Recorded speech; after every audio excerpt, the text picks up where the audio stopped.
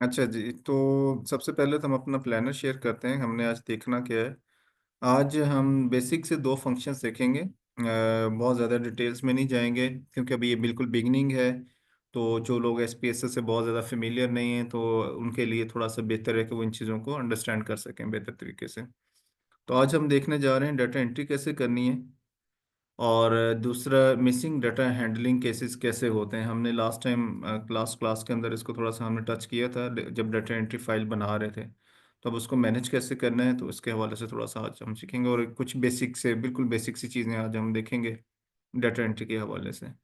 सो उनके लिए जो बिल्कुल न्यू है, एस पी एस एस की फ़ाइल मैं खोल लेता हूँ। हम मेरे पास एस पी एस एस की दो फाइल्स ओपन है। एक वो फाइल है जो, अगर आपको याद हो तो हमने लास्ट टाइम जब फ्राइडे को हमारी लास्ट क्लास हो रही थी तो हमने वो फाइल डिज़ाइन की थी और उसमें हमने कुछ इंडिकेटर्स के नाम वगैरह दिए थे। ठीक है, तो आपको मैं वो कुछ वो चीज़ें एक्सप्लेन करना चाह रहा हूँ।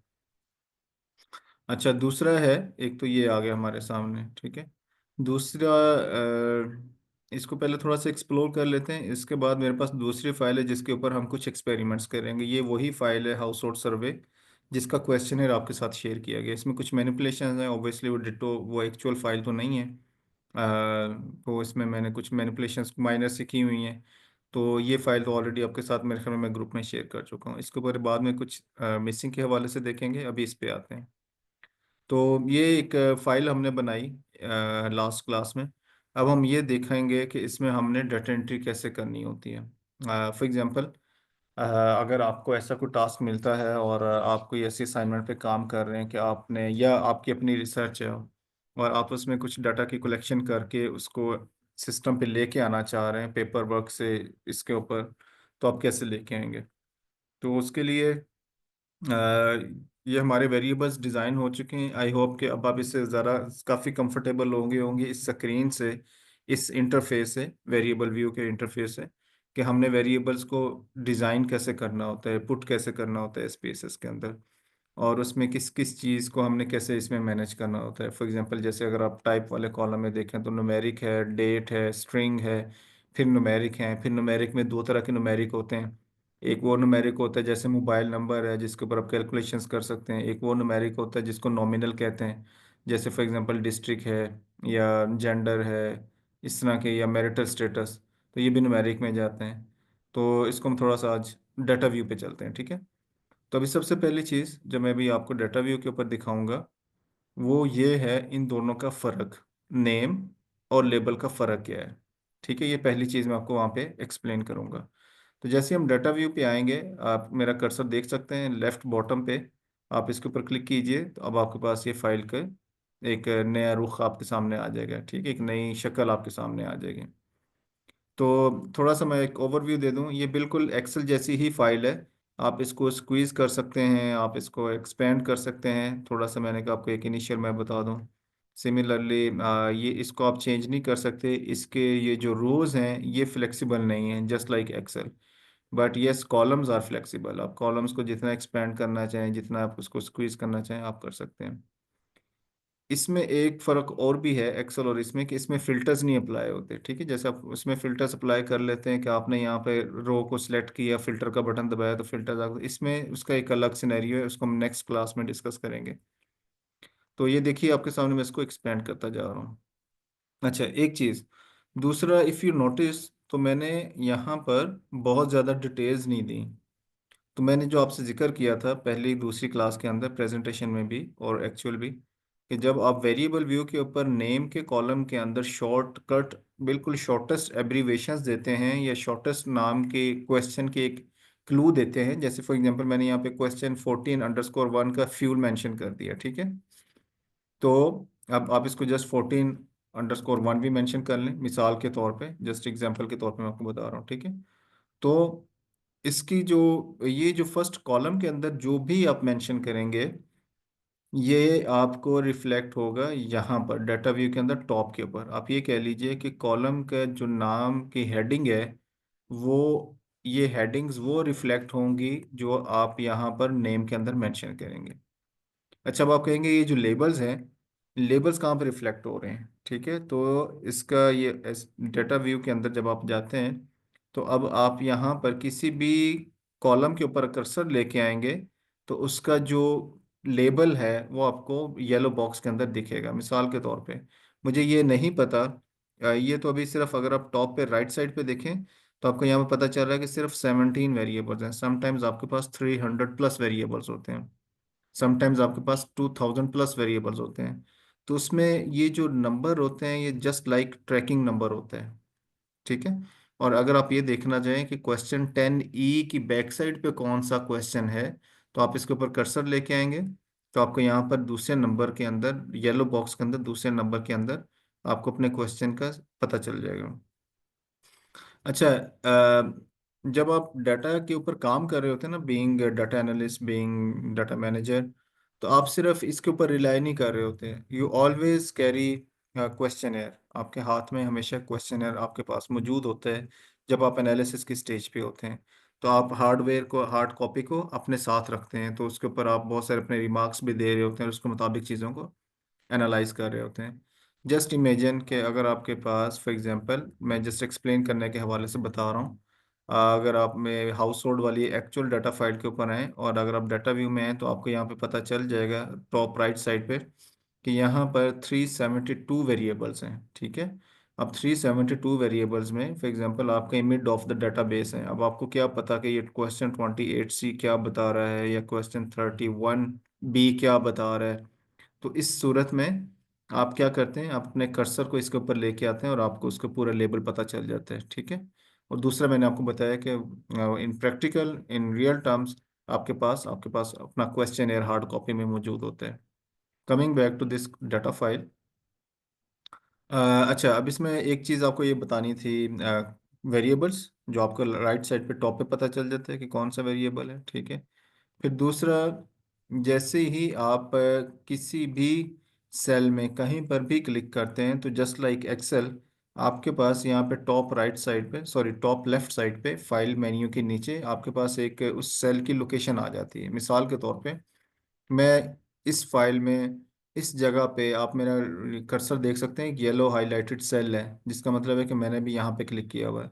अगर आप इसकी लोकेशन देखना चाहें तो उसकी लोकेशन ये है। इसका मतलब ये है कि क्वेश्चन नंबर 14_1 है और 13 नंबर रो है।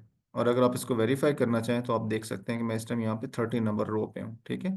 तो आप स्क्रीन पे जहाँ पर भी हों, अगर आप for example you have 200 300 plus variables और अगर आपके पास 4000 हाउस होल्ड्स का इन रिस्पॉन्डेंट्स की इंफॉर्मेशन है, तो आप फाइल पे कहीं पे भी मौजूद हों तो आप इस सेल से अपनी लोकेशन को आइडेंटिफाई कर सकते हैं कि अच्छा मैं इस टाइम एग्जैक्टली कहाँ पर हूँ, ओके। दूसरी चीज़ ये है, जस्ट लाइक एक्सेल, जैसे आपके पास एक्सेल में एक फार्मूला बार टॉप पे होती है तो यहाँ पर भी एक एक्सेल फार्मूला बार, ये इट्स नॉट लाइक फार्मूला लेकिन आप इसमें जो भी टाइप करेंगे वो यहाँ पर आ जाएगा। मैं भी कुछ चीज़ें टाइप कर देता हूँ। मिसाल के तौर पे ये सीरियल नंबर है। अब हम सीखना चाह रहे हैं कि डाटा एंट्री कैसे करनी है। तो डाटा एंट्री के लिए हमारे जहन में एक तो वो स्ट्रक्चर होना चाहिए जो हमने यहाँ पे डिफाइन किया है। हमें पता होगा कि सीरियल नंबर का क्या, सीरियल नंबर कैसे है, डेट कैसे है, स्ट्रिंग कैसे है। और इसकी दूसरी पहचान मैं आपको यहाँ से आइकॉन्स के नाम से भी बता देता हूँ। आइकॉन्स की, आइकॉन्स इटसेल्फ वो आपको थोड़ा सा डिफरेंट बता देते हैं। ये जो आइकॉन्स हैं टॉप के ऊपर, कॉलम्स के ऊपर जो हेडिंग्स हैं, इससे भी आपको आहिस्ता आहिस्ता अंदाज़ा होना शुरू हो जाता है कि ये कॉलम कौन सा है। मिसाल के तौर पे सीरियल नंबर के ऊपर आपको एक स्केल नज़र आ रहा है, ये लो, इसका मतलब ये है कि ये न्यूमेरिक वेरिएबल है। डेट के ऊपर आपको स्केल के साथ एक कैलेंडर नज़र आ रहा है, इसका मतलब ये है कि जब आप इस वेरिएबल के ऊपर आएंगे तो आपने डेट इंटर करनी है। यहाँ पे डेट का फॉर्मेट है। और हर वो कॉलम जिसके ऊपर 3 बॉल्स हों और उसके साथ ए मेंशन हो तो इसका मतलब ये है कि ये स्ट्रिंग वेरिएबल है। यहाँ पे आपने अल्फ़ाबेटिकल इंफॉर्मेशन एंटर करनी है।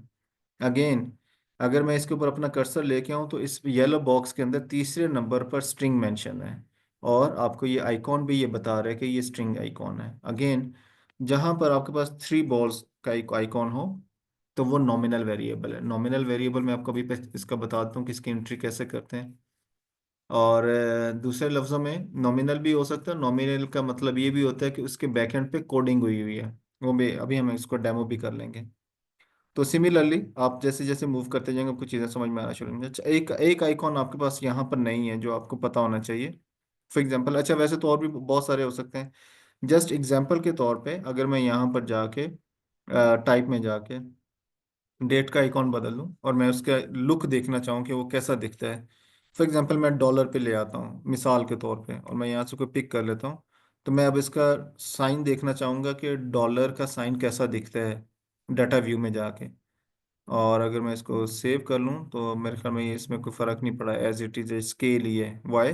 बिकॉज डॉलर का साइन हो या कैलेंडर हो, हर एक न्यूमेरिक वेरिएबल के और आपकी कैलकुलेशंस परफॉर्म होनी होती हैं। अच्छा, अगर मैं यहाँ पर वेरिएबल में व्यू में जाके डॉलर्स की बजाय मैं कोई और करेंसी को मैं पिक कर लेता हूँ मिसाल के तौर पे, तो मैं इसका आइकॉन देखना चाहूँगा कि इसका आइकॉन दिखता कैसे है। फॉर एग्जांपल और मैं डाटा व्यू में आता हूँ और तो मेरे पास यहाँ पर ये एज इट इज़ ही है, ये चेंज नहीं हो रहा। तो अगर मैं फॉर एग्जांपल क्वेश्चन नंबर 8 के ऊपर जाके इसको नॉमिनल की बजाय, अगर मैं यहाँ पर इसके नॉमिनल की बजाय इसका मैं वेरिएबल का ऑर्डिनल में इसको बदल देता हूँ, तो मैं इसका आइकॉन देखता हूँ कि इसका आइकॉन कैसे दिखेगा डाटा एंट्री फाइल के अंदर। तो जैसे ही मैं इधर आऊँगा तो यू सी कि अब मेरे पास जो डिस्ट्रिक्ट का आइकॉन है वो नॉमिनल की बजाय ये 3 बार्स हैं। 3 बार्स क्या बताते हैं कि ये लिकर्ट स्केल वेरिएबल है। या जैसे मैंने आपको बताया था, एक नॉमिनल होता है, एक स्केल होता है, और एक तीसरा होता है मेरे जहन से नाम निकल गया, जिसको लाइकर्ट स्केल भी कहते हैं। और इसका एक और नाम है, तो प्रेजेंटेशन के अंदर स्लाइड के अंदर ये mention, I miss that name. Anyways वो आप वहाँ से स्लाइड को भी ज़रा देख लीजिएगा तो उसमें वो मेंशन होगा। Coming back to the data entry step, मैं इसको पहले सेट कर लूँ ताकि हमें कोई किसी किस्म की कंफ्यूजन ना हो। मैं इसमें डेट में जाके सबसे पहले इसको डेट पे ही शिफ्ट करता हूँ ताकि आपको अंदाज़ा हो जाए कि डेट कैसे इंटर करनी है।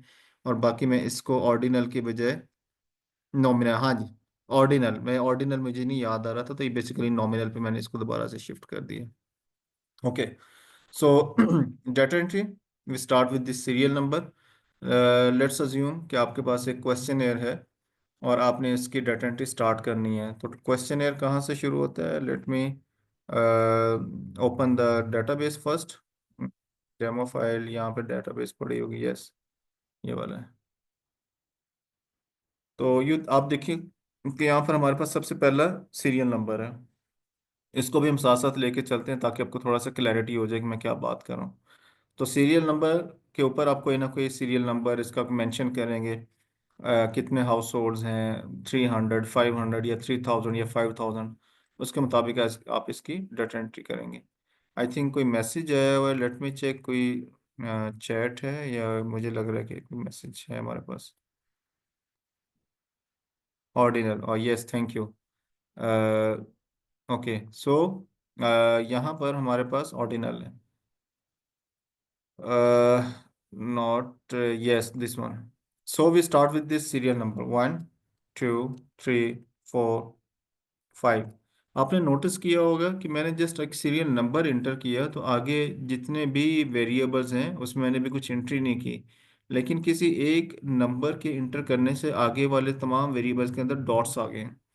इसका मतलब ये है, फॉर एग्जांपल अगर आप ये देखें तो आप डेट के कॉलम में, मोबाइल नंबर में, डिस्ट्रिक्ट में, और तमाम कॉलम्स के अंदर डॉट्स आना शुरू हो गए। इसका मतलब ये है कि ये इंडिकेशन दे रहे हैं कि आपने रो नंबर 5 तक कुछ ना कुछ इंटर कर लिया और बाकी एंट्रीज मिसिंग है, तो अब आपको उनको भी देखना है, उसको भी कंप्लीट करना है।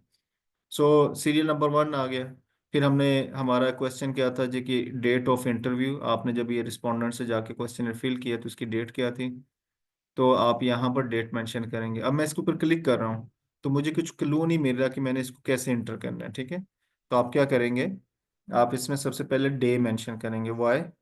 क्योंकि जब आपने इसकी बैकएंड पे जाके डेट की सेटिंग्स के अंदर जाके आपने उसके फॉर्मेट में से इसका डेट का फॉर्मेट पिक किया, तो सबसे पहले day slash month plus slash और ईयर था। तो मैं इसमें क्या करूँगा, 12, लेट से 11/2024। अच्छा, ये क्यों नहीं किया इसने? Let me try. 11/12/2024। अच्छा, डेट 11/12 मिसाल के तौर पर 2024, मेरे ख्याल में दैट विल वर्क। यस, ठीक है। सो मैं इसको स्लैशेस के साथ इंटर कर रहा था, तो अब स्लैश के बजाय आप इसको इस तरह से इंटर करेंगे। अच्छा, सॉरी, ये 2024 होना चाहिए, ठीक है। तो आप ये देखिए कि उसने उसके फॉर्मेट को पिक कर लिया है। मिसाल के तौर पे अगर मैं यहाँ पर 13 लिखता हूँ, जस्ट टू चेक कि मेरा पहले 2 डिजिट को एज मंथ कंसिडर कर रहा है या एज डेट कंसिडर कर रहा है, तो हम देखते हैं इसमें क्या करेगा हमारे साथ। 12/2024, let's see. No sorry, again मैंने उसमें वो ब्रैकेट डाल दी, स्लैश डाल दी, डॉट 12/2024। यस। अच्छा, फॉर एग्जांपल अगर मैं सेंटर में 13 मेंशन करता हूँ, तो मैं चेक करना चाह रहा हूँ कि क्या ये सेंटर में मंथ को ले रहा है या डेट को ले रहा है एंट्री करते हुए। तो हमें पता चल जाएगा अभी 2024। इसी इसका मतलब ये है कि आप सबसे पहले डे को एंटर करेंगे, फिर मंथ को एंटर करेंगे, फिर ईयर को एंटर करेंगे। और इसको अगर हम डबल चेक करना चाहें, तो मैं इसके ऊपर डेट के ऊपर क्लिक करता हूँ, तो आपको यहाँ पे अंदाज़ा हो गया होगा कि डबल डिजिट, डेज, मंथ्स। अच्छा, 3M का मतलब ये है कि आप यहाँ पर अल्फ़ाबेट्स में मंथ्स को एंटर कर रहे हैं, ठीक है। अल्फ़ाबेट्स के अंदर जैसे दिसंबर आपको नज़र है DEC, और ईयर्स का, तो उसका मतलब ये है कि आप इस तरह से एंटर करेंगे। सो ईयर भी मेंशन हो गया, डेज भी मेंशन हो गए नंबर्स में, और मंथ और अल्फ़ाबेट्स में मेंशन हो गए। Press okay. सो यहाँ पर हम इसमें मज़ीद नाम लिखेंगे। For example, name of the enumerator is Ali, mobile number 0300796346। उसने पहले वाला ज़ीरो ख़त्म कर दिया बाय डिफ़ॉल्ट, क्योंकि वो ज़ीरो एक्सेप्ट नहीं कर रहा। तो इसका एक्सेल में एक और प्रोसेस होता है कि अगर आपने इसको वाकई विद ज़ीरो आपने एक्सेप्ट करना है, तो आप इसको कैसे करेंगे, तो उसमें एक्सेल में एक ट्रिक होता है। सो डिस्ट्रिक्ट, अच्छा अब ये देखिए, डिस्ट्रिक्ट में अब मैं जैसे ही इसके कॉर्नर पे क्लिक करूंगा, क्योंकि आई नो दैट कि मैंने इसके बैकएंड पे कुछ कोड्स असाइन किए हुए हैं सिटीज़ को। तो मैं जब इसको यहाँ पर क्लिक करूंगा, तो यू सी कि यहाँ पे एक मेरे पास ड्रॉप डाउन मेन्यू आ गया है। अब मेरे पास ऑप्शन है कि मैं इस ड्रॉप डाउन मेन्यू में से किसी भी सिटी को पिक कर लूँ, 1, या मैं दूसरे सेल में कोई भी नंबर इंटर कर दूँ। नंबर से मुराद वो जो मैंने बैकएंड पे कोड दिया हुआ है। फॉर एग्जांपल, मेरे 5 शहर हैं, तो मैंने 1 से 5 तक कोड्स असाइन किए हैं। जैसे मैं आपको यहाँ से भी रिफ्लेक्ट करवा देता हूँ। मैं वेरिएबल व्यू में जाके आपको यहाँ पर मेंशन कर देता हूँ। यू सी कि मेरे पास 5 शहरों के नाम है, 5 ही कोड्स हैं। तो मैं 1 से 5 तक कोई भी यहाँ पे इंटर कर सकता हूँ। तो यू सी 1, और अगर मैं 2 मेंशन कर दूं, और अगर मैं 3 मेंशन कर दूं, तो इस तरह से। और मैं चाहूँ तो मैं ड्रॉप डाउन मेन्यू से भी पिक कर सकता हूँ कोयटा, ठीक है। तो आपके पास दोनों चॉइसेस हैं। सिमिलरली, जहाँ जहाँ पर भी नॉमिनल वेरिएबल्स हैं, और जहाँ पर भी हमने बैकएंड पे कोई ना कोई कोड्स असाइन किए हैं, तो वहाँ पे हमारे पास ऐसे ही आएगा। अब ये जेंडर है, तो जेंडर के भी बैकएंड पे कोड है। हमें पता है कि 1 for male and 2 for female. तो मैं अगर इसके ऊपर क्लिक करता हूँ, तो मेल के ऊपर क्लिक कर लूंगा, और अगर मैं 2 मैनुअली मेंशन कर देता हूँ, तो फीमेल आ जाएगा, राइट। सिमिलरली आप इस तरह से इसके अंदर एंट्री कर सकते हैं। अच्छा, अब ये हमें ये पता चल रहा है कि क्वेश्चन ये स्केल वेरिएबल है, ठीक है। अब इसके हम देख लेते हैं, एज है, तो एज इज स्केल वेरिएबल। तो उसमें हम क्या करेंगे, यहाँ पर लेट्स से 22, 28। हम अज्यूम करें कि पहले नंबर पे जो रिस्पोंडेंट है, इसकी एज 22 साल है, दूसरे नंबर पे रिस्पोंडेंट की एज 28 साल है, तीसरे नंबर पे 30 साल है, लेट्स अज्यूम। और इसके बाद फिर क्वेश्चन नंबर 10, मैरिटल स्टेटस। इसके बैकएंड पे भी हमने कोर्स असाइन किए हुए हैं, अनमेरिड है या मैरिड है, जो भी इसका जो भी रिस्पोंडेंट का स्टेटस है, आप उसको मेंशन कर दीजिए। गैस, इसके बैकएंड पे हमने कोई ना कोई ऑप्शन ज़रूर दिया हुआ है। तो अगर आपको वो ऑप्शन याद नहीं आ रहे, तो इंस्टेड के आप इसमें से वेरिएबल व्यू में जाके बैकएंड पे उसके ऑप्शंस चेक करें। आप सिंपली इसके ड्रॉप डाउन मेन्यू के ऊपर क्लिक कर लें, तो आपको पता चल जाएगा कि यस नो वाला क्वेश्चन है, या तो वो गैस है, यस होगा, या नहीं है तो 2 होगा। तो आप आपके लिए जैसे भी सूटेबल वैसे आप इंटर कर लें। क्वेश्चन 14, इसमें भी जाके हम देख लेते हैं इसके क्या ऑप्शन है। यस नो है। अगर इसकी स्टेटमेंट आपको याद नहीं है, तो आप क्या करेंगे, आप इसके ऊपर कर्सर लें, तो पाइप्ड गैस अवेलेबल और नॉट, ठीक है, यस। सिमिलरली फ्यूल, तो इसके ऊपर आप क्लिक कर लें, तो फ्यूल के ऊपर यस आ जाएगा। फिर दूसरे नंबर पे अगर आप 2 इंटर कर दें, तो नो आ जाएगा। फिर ये रिमेंबर के ये मल्टीपल ऑप्शंस हैं। इफ़ यू नो दैट, तो हमने, इफ़ यू, अगर आप थोड़ा सा रिकॉल करें तो हमें, हमने ये आपको बताया था कि क्वेश्चन 14 जो है ये मल्टीपल रिस्पॉन्स क्वेश्चंस है, जिसका मतलब ये है कि रिस्पोंडेंट के पास एक से ज़्यादा ऑप्शंस पिक करने की सहूलत मौजूद है। इसको अगर मैं थोड़ा सा आपको दिखाने के लिए ग्रीन ज़रा हाईलाइट करूँ तो आपको पता चल जाएगा, ठीक है। तो ये मल्टीपल रिस्पॉन्स है, तो अब इसमें हम अंडरस्कोर में फिर 1 और 2 मेंशन कर सकते हैं। अच्छा, अब ये अगर आपको याद हो तो हमने ये दूसरी टेक्निक रखी थी इसकी, नहीं, वो दूसरी टेक्निक आगे से शुरू हो रही है। ये भी यस नो है, हमने इसके 5 पार्ट्स बनाए थे अकॉर्डिंग टू 5 रिस्पॉन्सेज। अच्छा, अब ये है क्वेश्चन 14, अब ये उसका दूसरा पैटर्न है। अगर आपको याद हो तो हमने 2 सिनेरियोस डिस्कस किए थे इस तरह के क्वेश्चन को हैंडल करने के लिए। एक तो ये कि हम हर एक के बैकएंड पे 5 टाइम इसको रिपीट कर लें, और हर एक की स्टेटमेंट के बैकएंड पे यस नो 1 2 1 2 1 2 कर दें। दूसरा सिनेरियो ये है कि हम ये सारे के सारे ऑप्शंस कोडिंग में मेंशन कर दें। जैसे अगर आप यहाँ पर क्लिक करें, ये सेकंड सिनेरियो है इसका, ठीक है। तो अब आपको ये सारे के सारे ऑप्शंस यहाँ पर नज़र आ जाएंगे, पाइप गैस है, सिलेंडर है, वुड है, जो भी है। तो आप इसमें से पिक कर लें अपनी मर्जी से, सिलेंडर को पिक कर लें या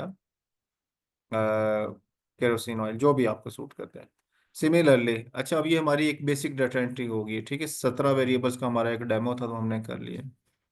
अब अगर आप इसको थोड़ा सा आप ये समझिए कि हम डाटा एंट्री सीख रहे हो, अगर हमें उसमें किसी चीज़ को कॉपी पेस्ट करना पड़े, या कहीं से किसी को कट करना पड़े, किसी वेरिएबल को ऐड करना पड़े या रिप्लेस करना पड़े, तो उसके मैं कुछ आपको चीज़ें बता देता हूँ।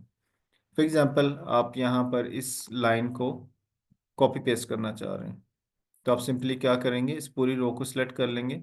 आप किसी एक वैल्यू को भी कॉपी पेस्ट कर सकते हैं, जैसे मैं फॉर एग्जांपल कॉपी है, तो मैं चाहूँ तो मैं इन सब के ऊपर सबको सिलेक्ट करने के बाद पेस्ट कर सकता हूँ, ठीक है। Very simple, just like Excel. अगर आप चाहते हैं कि आप पूरी रो को सिलेक्ट करें, तो आप पूरी रो को कट भी कर सकते हैं, कॉपी भी कर सकते हैं, और क्लियर भी कर सकते हैं। तीनों ऑप्शंस हैं। कॉपी करेंगे, ठीक है, और मैं यहाँ पर इसको यहाँ पर 6 नंबर पे पेस्ट कर देता हूँ, ठीक है। तो क्या हुआ, वही वाला 2 सीरियल नंबर यहाँ पर हमारे सामने आ गया।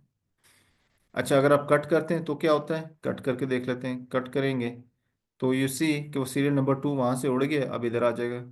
जहाँ पर भी आप इसको पेस्ट करना चाहें, पेस्ट कर दें सिंपली, तो यू सी। अच्छा, अब आप देखिए कि मैंने जैसे ही उसको कुछ रोज के गैप के साथ उसको आगे जाके पेस्ट किया, तो जो उसका गैप था लास्ट रो और जो करंट रो है, रो नंबर 5 से लेकर रो नंबर 14 तक, उसने सबके अंदर डॉट्स लगा दी। इसका मतलब ये है कि SPSS इसको एज मिसिंग डाटा ले रहा है। वो आपको ये बता रहा है कि ये रोज या तो डिलीट करें या इसके अंदर डाटा एंट्री करें, ठीक है। तो इसको आपने केयरफुली देखना है।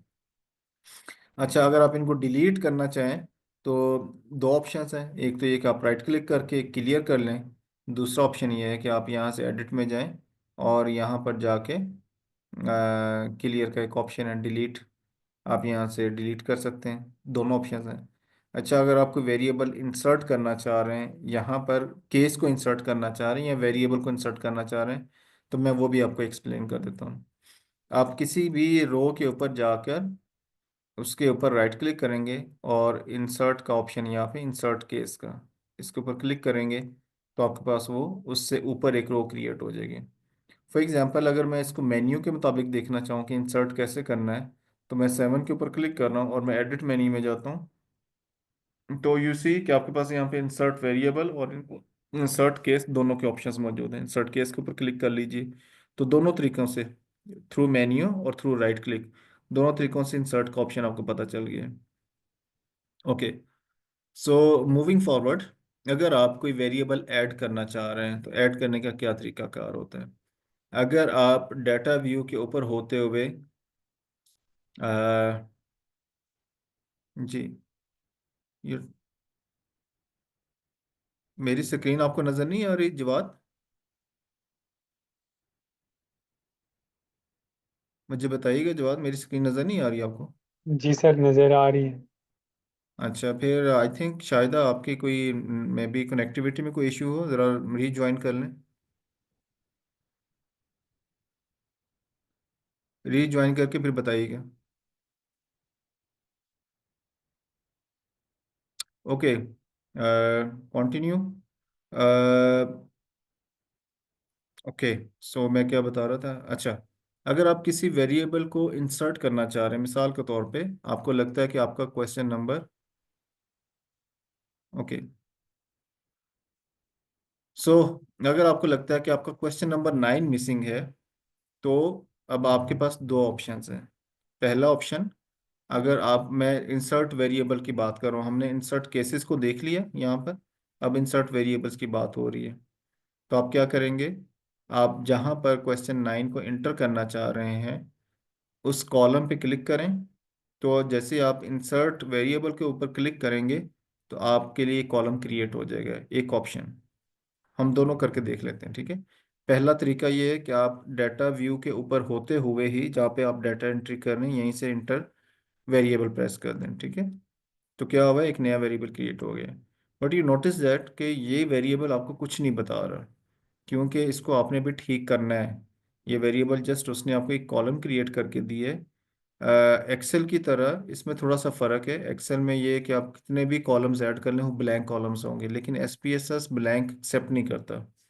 तो उसमें उसने क्या किया, उसने वेरिएबल 0001 ऐड कर दिया। अब ये न्यूमेरिक है। अब आपको ये डिसाइड करना है कि ये वेरिएबल को क्या रिप्लाई, क्या मेंशन करना है। मिसाल के तौर पे आप इसको एज टेक्स्ट वेरिएबल मेंशन करना चाह रहे हैं, आप इसको एज टाइम वेरिएबल मेंशन करना चाह रहे हैं, करेंसी है, क्या है, वॉट एवर। तो आप इसको डिफाइन करेंगे। उसके लिए क्या तरीका है, यू हैव टू ऑप्शंस। मैं आपको ये सारे ऑप्शन साथ साथ इसलिए बता रहा हूँ कि समटाइम्स आपको वो शॉर्टकट नहीं पता चल रहा होता। अब अगर आप इसी के ऊपर डबल क्लिक करेंगे तो ये आपको वेरिएबल व्यू में ले जाएगा, ठीक है। या तो आप इसी के ऊपर डबल क्लिक कर लें जो नया वेरिएबल क्रिएट किया है इसके ऊपर, या आप वेरिएबल व्यू में आ जाएं। मैं वेरिएबल व्यू पे आ जाऊंगा तो आप देखिए कि मैंने जो नया वेरिएबल क्रिएट किया हुआ था वो ये है, ठीक है। अब मुझे इसको डिफाइन करना है कि वेरिएबल क्या है। अभी ये बिल्कुल एक ब्लैंक चीज़ है। तो दूसरा ऑप्शन भी मैं करके दिखा देता हूँ। अगर आप डाटा व्यू के ऊपर हैं और आपने वेरिएबल क्रिएट कर लिया, मिसाल के तौर पे आप कोई कॉलम नंबर 119 पे हैं, तो क्या आप उसको ड्रैग करके पहले पे लेके आएंगे या विजिबल वेरिएबल में जाएंगे। तो सिंपली आप क्या करेंगे, just double click on that, जो आपने वेरिएबल क्रिएट कर लिया उसके ऊपर डबल क्लिक कर लें, तो आप एग्जैक्टली उसी जगह पे चले जाएंगे। अब मिसाल के तौर पे मैं इसको कहता हूँ question number 9 underscore, let's say time of interview, ठीक है। टाइम, लेट्स से मैं सिंपल एक टाइम रख लेता हूँ। तो ये डेसिमल्स में नहीं होगा, सिंपल ही होगा। और ये न्यूमेरिक वेरिएबल है तो मैं इसको 9 underscore time of interview starting, let से अज्यूम कर लें स्टार्टिंग टाइम है। तो नन नन नन नन, और यहाँ पे स्केल वेरिएबल हो जाएगा। तो यू सी कि मैंने वहीं पर क्लिक करते हुए एक नया वेरिएबल क्रिएट कर लिया, ठीक है। अच्छा, अगर आप किसी भी वेरिएबल पे यहाँ पर है, मिसाल के तौर पे जैसे अब आपके पास एक दूसरी डेटाबेस के ऊपर, मैं दूसरी डेटाबेस पे थोड़ी देर के लिए शिफ्ट हो रहा हूँ just to make you understand. मिसाल के तौर पे मेरे पास यहाँ पे 372 वेरिएबल्स हैं और मैं यहाँ पर वेरिएबल्स को देख रहा हूँ और मैं कहीं यहाँ पे 294 नंबर वेरिएबल के ऊपर हूँ। और अगर मुझे ये देखना है कि इस वेरिएबल में डाटा एंट्री किया हुई है, तो क्या मैं यहाँ पर डाटा व्यू में जाके उसको वहाँ से सर्च करूँगा कि वो मुझे वो नज़र आए 294 नंबर कौन सा वेरिएबल था? नहीं, ऐसा नहीं होगा। आप इस व्यू पे हैं या वेरिएबल व्यू के ऊपर हैं, तो आपने जस्ट क्या करना है, उसको सिलेक्ट करने के बाद जस्ट डबल क्लिक करना है। अगर आप रोज के ऊपर हैं, केसेस के ऊपर हैं, तो आप वहां से डबल क्लिक कर लें। और अगर आप कॉलम के ऊपर हैं तो वहां से डबल क्लिक कर लें। जस्ट लाइक मैं अभी आपके सामने 294 के ऊपर डबल क्लिक करूंगा तो मैं एग्जैक्टली 294 नंबर वेरिएबल के ऊपर यहाँ पर हूँ। ये मेरा जो सामने पहला कॉलम आया है ये वही है। मैं अगर इसको कंफर्म करना चाहूँ कि क्या ये वही वेरिएबल है तो मैं इसके ऊपर डबल क्लिक करूंगा, तो मैं अगेन 294 नंबर वेरिएबल पे हूँ। तो यू हैव बोथ ऑप्शंस कि आप किसी भी जगह पे डबल क्लिक करेंगे तो आप डेटाबेस में उसकी एक्यूरेट पोजीशन पे आ जाएंगे। So moving back to this demo file, I hope कि आपको ये चीज़ें थोड़ी सी डाटा एंट्री के हवाले से जो है वो समझ में आना शुरू हो गई हैं। हमने डाटा एंट्री के कुछ स्टेप्स कर लिए, हमने इंसर्ट डिलीट का एक ऑप्शन देख लिया। फॉर एग्जांपल अगर आप किसी कॉलम को डिलीट करना चाह रहे हैं, मुझे लगता है कि ये रेलिवेंट नहीं है, for example question 20 question 10 D मेरे से रेलिवेंट नहीं है, या क्वेश्चन, मैं इसको गैस को मैं डिलीट कर देता हूँ फॉर एग्जांपल। तो मैं क्या करूँगा, मैं क्लियर के ऊपर क्लिक कर लूँगा। तो क्लियर के ऊपर क्लिक किया क्वेश्चन डिलीट हो गया। अगर मुझे लगता है कि गलती होगी तो आप अनडू के ऊपर क्लिक कर लें। अनडू के ऊपर क्लिक करेंगे वो वापस आ जाएगा। सो इस तरह से आप इसमें चीज़ों को एक्सेल के साथ अगर समझने के लिए अलाइन करके लेके चलेंगे तो आपके लिए थोड़ी सी आसानी हो जाएगी। अच्छा अब इससे आगे थोड़ा सा चलते हैं। मिसाल के तौर पे आप डाटा को सॉर्ट करना चाह रहे हैं, सॉर्टिंग कैसे की जाती है उसका भी मैं आपको प्रोसेस बताता हूँ। ये हमारे आज के सब्जेक्ट के अंदर मेंशन नहीं है, लेकिन एक बड़ी माइनर सी एक चीज़ है तो मैंने कि मैं आपको बता दूँ। अगर आप सॉर्टिंग करना चाह रहे हैं तो मैं थोड़ा सा बड़े डाटाबेस के ऊपर लेके चलता हूँ आपको। वेरिएबल व्यू में आ जाते हैं। ये वेरिएबल व्यू है, ठीक, सॉरी डाटा व्यू है। अगर मैं इसकी सॉर्टिंग करना चाह रहा हूँ, मिसाल के तौर पे मैं इस टाइम हूँ डिस्ट्रिक्ट कॉलम के ऊपर और मैं इसकी सॉर्टिंग करना चाह रहा हूँ। तो मेरे पास जब आप अल्फ़ाबेट्स में हैं तो आपके पास, या जब आप नंबर्स के ऊपर हैं तो स्मॉल टू लार्जेस्ट आएगा। फॉर एग्जांपल मैं इसकी सॉर्टिंग करना चाह रहा हूँ एज कॉलम की, तो मेरे पास दो ऑप्शंस हैं, या तो मैं राइट क्लिक करके सॉर्टिंग कर लूँगा, ठीक है, या मैं यहाँ पर एडिट में जाके यहाँ से सॉर्टिंग कर लूँगा। इसमें सॉर्ट का ऑप्शन कहाँ पे है, I think let me check, view में है या आई थिंक डाटा में। सॉर्टिंग सॉर्ट केसेस, ठीक है, सॉर्ट वेरिएबल सॉर्ट केसेस। तो मैं सिंपली इसको रखते हुए मैं इसके ऊपर आ जाता हूँ। राइट क्लिक कर लें, सॉर्ट असेंडिंग, असेंडिंग करके देख लेते हैं। अभी हमारे पास 28 मिक्स आ रहे हैं, 28 999 ये वो सारा। तो मैं इसके ऊपर राइट क्लिक कर लेता हूँ और सॉर्ट असेंडिंग क्लिक कर लेता हूँ। तो यू सी कि मेरे पास अब जो सबसे लोवेस्ट वैल्यू थी वो टॉप पे आ गई और जब से हाईएस्ट वैल्यू थी वो बिल्कुल आखिर पे चले गई। यू सी ये मेरे पास 999 मैंने कुछ कोड्स लगाए हुए तो ये आखिर पे चले गए। सिमिलरली अगर मैं इसको डिसेंडिंग में लेके जाना चाहूँ तो मैं क्लिक करूंगा कॉलम के ऊपर और सॉर्ट डिसेंडिंग कर दूंगा। अगेन अगर आप यहाँ पर सीरियल नंबर को देखें तो सीरियल नंबर आपके सारे ऊपर नीचे हो गए। सीरियल नंबर हमेशा सीक्वेंस में होता है डाटाबेस के अंदर, तो 1 2 3 4 5 6 7, लेकिन यहाँ पे मेरे पास सारे चेंज हो गए हैं। तो मुझे क्या करना है, मुझे हर दफ़ा जब भी मैं डाटाबेस में किसी भी पोजीशन पे किसी भी कॉलम के ऊपर मैं सॉर्टिंग करके उसके वेरीफाई कर रहा हूँ या वैलिडेट कर रहा हूँ, तो मुझे उसके बाद दोबारा से सीरियल नंबर को चेक करना है। वाई? द रीज़न इज़ कि ऐसा ना हो कि मेरे हाथ में कुछ फॉर्म्स हों और मैं उनको करेक्शन कर रहा हूँ और मैं मिस्टेकनली सीरियल नंबर देखे बगैर किसी भी रो के अंदर जाके उसको करेक्शन कर दूँ। तो you every time you must be sure कि आपने इसको अपने कोई भी वैलिडेशन के बाद अपने सीरियल नंबर की करेक्शन कर ली है। फॉर एग्जांपल अगर मैं इसको अब ये वैसे हो नहीं रहा, मिसाल के तौर पे स्कोर के ऊपर मैं असेंडिंग डिसेंडिंग कर लेता हूँ तो यू सी कि मेरे पास मुख्तलिफ वेरिएबल्स हैं, ठीक है। सीरियल नंबर मेरा सारा डिस्टर्ब हो गया है, क्यों? क्योंकि मैंने स्कोर के ऊपर जाके उसकी असेंडिंग डिसेंडिंग की है। और फॉर एग्जांपल आपने ख्याल नहीं किया और आप यहाँ पर किसी कॉलम के अंदर किसी नंबर की करेक्शन कर रहे हैं and you are assuming that कि मुझे इस केस नंबर 1 की करेक्शन करनी है, आई अदरवाइज, मतलब ये आपकी जस्ट अजम्पशन है कि आप केस नंबर 1 के अंदर हैं, हालांकि ये सीरियल नंबर 500 समथिंग है मेरे ख्याल में। आपने इसको गौर नहीं किया और आप यहाँ पर कुछ करेक्शंस कर देते हैं, तो क्या होगा, आपका सारा डेटाबेस ख़राब हो जाएगा। और जब आप एक दफ़ा ये करेक्शंस किसी गलत जगह पे कर लेंगे तो उसको आइडेंटिफाई करना बड़ा मुश्किल हो जाता है।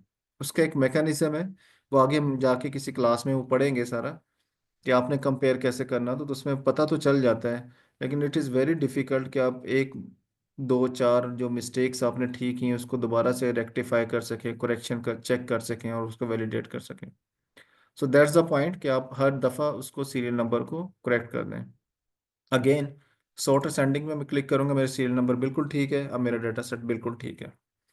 तो ये उसकी सॉर्टिंग, और सॉर्टिंग के हवाले से कुछ आपके पास उसके कुछ मैं ये आपको बताना चाह रहा था, एक्सप्लेन करना चाह रहा था। फॉर एग्जांपल डिस्ट्रिक्ट कॉलम है, मैं इसमें सॉर्टिंग सॉर्टिंग करके देख लेता हूँ। Sorting ascending, why Islamabad at number 1, क्योंकि अगर आप देखें तो इसके बैकएंड पे जो कोड है वो नंबर 1 है। और अगर मैं इसको डिसेंडिंग में करूँ तो इसका मतलब है कि जो 5 नंबर वो टॉप पे चला जाएगा, 1 नंबर बिल्कुल लास्ट पे चला जाएगा। तो अगर आप देखें तो पेशावर के बैकएंड पे जो कोड है वो 4 है, ठीक है। तो 1 to 4, और उसके मुताबिक अगर आप सीरियल नंबर को दोबारा से देखें तो ये सारे चेंज हो गए हैं। तो you have to be very careful, ठीक है। सो ये हमने डेटा एंट्री के कुछ स्टेप्स देख लिए, हमने सॉर्टिंग के कुछ स्टेप्स देख लिए। अब हमारा जो आज का सेकंड टॉपिक है मिसिंग वैल्यू को कैसे एनालाइज किया जाता है या उसको कैसे कैप्चर किया जाता है, तो वो मैं आपको थोड़ा सा एक्सप्लेन कर देता हूँ। अच्छा, अगर आप थोड़ा सा चीज़ों को नोट करें तो मैं इसमें शुरू में आ जाता हूँ। ये देखिए, आपके पास यहाँ पर ये मैं अब जो उसकी हाउस होल्ड सर्वे की डेटाबेस है उसके ऊपर है, मैं उसके ऊपर आपको कुछ चीज़ें एक्सप्लेन करने लगा हूँ, ठीक है। अच्छा, आपके पास यहाँ पर कुछ आ रहे हैं 999 999, ठीक है। तो इसका क्या मतलब है? ये मैंने एक एक्सपेरिमेंट के लिए यहाँ पर कुछ मिसिंग वैल्यूज मेंशन की हुई हैं। अच्छा, जो लोग रिसर्च में इंगेज रहते हैं और जो डाटा एडिटिंग के काम में इंगेज रहते हैं, डाटा कोडिंग करना जानते हैं, उनको पता होता है कि जब हम फील्ड में से डाटा लेके आते हैं तो कुछ मिसिंग वैल्यूज होती हैं और हम उनको कोड्स असाइन कर देते हैं। उन कोड्स को एसपीएसएस के अंदर कैसे ट्रीट किया जाए कि हमें पता चल जाए कि ये कोड है, मैं आपको दो चीज़ें बताता हूँ। मिसाल के तौर पे मेरे पास ये दो वेरिएबल्स हैं। एज, मैं इसके ऊपर डबल क्लिक करता हूँ, एज और आईक्यू लेवल के अंदर मिसिंग का चेक लगा हुआ है। अच्छा, मिसाल के तौर पे मैं यहाँ पर आता हूँ स्टडी ऑर्स, और मैं यहाँ पर क्लिक कर देता हूँ 999, ठीक है। और मैं स्कोर्स के ऊपर आता हूँ और इसके ऊपर मैं क्लिक कर देता हूँ 999, ठीक है। और लेट से मैं यहाँ पर दो दफ़ा ये वैल्यूज एंटर कर देता हूँ ताकि हम थोड़ा सा मज़ीद अंडरस्टैंडिंग क्लियर हो सके। ये दो दफ़ा आ गया, ठीक है। लेट से कॉपी किया और मैं यहाँ पर इसको पेस्ट कर देता हूँ। अच्छा, अब मैं ये एक्सप्लेन ये करना चाह रहा हूँ कि वाई मिसिंग कॉलम के अंदर ये 999 मेंशन करना क्यों ज़रूरी है।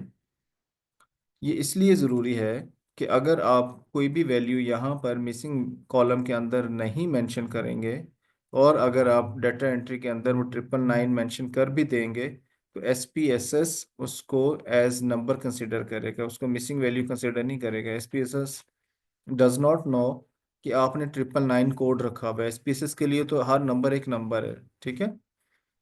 तो मुझे इसको डिफ्रेंशिएट करना है, मुझे एसपीएसएस को ये बताना है कि इसमें 999 कहाँ पर मिसिंग कंसिडर होगा और कहाँ पर एज नंबर कंसिडर होगा। मैं दोनों एक्सपेरिमेंट्स करके दिखा देता हूँ। फॉर एग्जांपल, मैं यहाँ पर एज के ऊपर क्लिक करता हूँ और मैं एनालाइज में जाके इसका डिस्क्रिप्टिव फ्रीक्वेंसी टेबल, जो कि हमारा एक भी नेक्स्ट टॉपिक होगा, लेकिन मैं सिर्फ इसको यहाँ पर ना एक्सप्लेन करने के लिए मैं आपको बताता हूँ एज और आईक्यू लेवल, ठीक है। सॉरी, एज और आईक्यू लेवल, ठीक है। और मैं इसको यहाँ पर मेंशन कर देता हूँ, ओके। सो एज के अंदर और आईक्यू लेवल दोनों वेरिएबल्स के अंदर हमारे पास हमने 999 को उसके अंदर मेंशन किया हुआ था, मतलब मिसिंग वाले कॉलम के अंदर जाके। मैं आपको थोड़ा सा दोबारा एक्सप्लेन कर देता हूँ। हमने वेरिएबल व्यू में यहाँ पर इसको ये बताया हुआ था कि जहाँ पर भी 999 की वैल्यू आएगी एसपीएसएस उसको वैल्यू कंसिडर नहीं करेगा, उसको मिसिंग वैल्यू कंसिडर करेगा, ठीक है।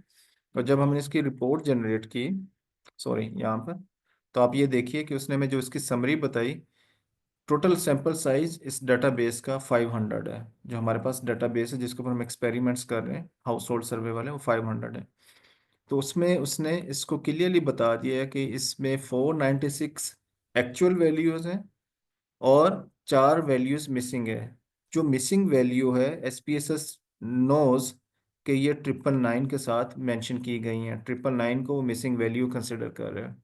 मैं इस टेबल के ऊपर आता हूँ जो फ्रीक्वेंसी टेबल है, इसको हम डिटेल में बाद में समझेंगे। अगर आप यहाँ पे इसकी सेकंड लास्ट रो देखें तो उसने क्या मेंशन किया हुआ है, missing 999 four values out of 500। और जो इस टेबल को एक्चुअल कंसिडर कर रहा है वो कर रहा है 496, ठीक है। सिमिलरली अगर आप आईक्यू लेवल पे आए तो इसमें भी समरी में आपको पता चल जाएगा इसके टेबल के अंदर कि चार वैल्यूज 999 के साथ मिसिंग कंसिडर हो रही हैं और एक्चुअल वैल्यूज इस टेबल के अंदर 496 हैं। अच्छा, मूविंग फॉरवर्ड एक स्टेप थोड़ा सा आगे चलते हैं। मैं इसी डेटाबेस के ऊपर आता हूँ। अब मैंने इसके साथ स्कोर और स्टडी वाले कॉलम के अंदर 999 मेंशन किया हुआ है, लेकिन उसको मैंने यहाँ पर मेंशन नहीं किया। रिमेंबर दैट, ठीक है। मैंने मिसिंग वाले कॉलम के अंदर यहाँ पे 999 नहीं बताया जैसे ऊपर बताया हुआ है। तो उसका इम्पेक्ट चेक कीजिएगा, डाटा व्यू, स्टडी और स्कोर, ये दोनों, ठीक है। अब मैं इसको एनालाइज करके देखूंगा कि ये हमें क्या बताता है। अगेन डाटा और एनालाइज डिस्क्रिप्टिव फ्रीक्वेंसीज, और ठीक है, इसको मैं रिवर्स करता हूँ और स्कोर और स्टडी और, ओके, इसको मैं इधर डालता हूँ।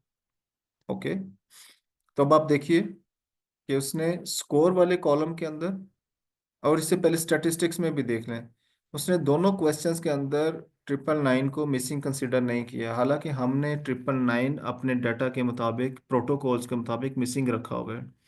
मतलब ये एक यूनिवर्सल, एक रूल होता है, एक यूनिवर्सल कोड होता है, 999 या 999, कि ये एक बताया जाता है कि ये जी आपका मिसिंग वैल्यू कंसिडर होगा।